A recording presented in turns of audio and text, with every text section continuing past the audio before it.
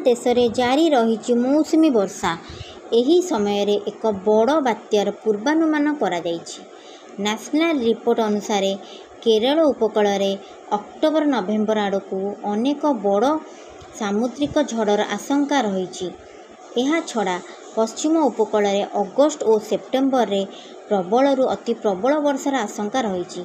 मौसुमी फेरीजिबा परे आरब सागर रे एही बात्या संख्या बढ़िबो। एपरिकी प्रशांत महासागर और पूर्व भारत महासागर रे तापमात्रा और आर्द्रता वृद्धि कारणरू एथर मौसुमीर अवधि मध्य बढ़ी पारे बोली पूर्वानुमान करा जायछि, जहा फल रे पश्चिम उपकूल रे प्रबल झड़ वर्षा होई पारे।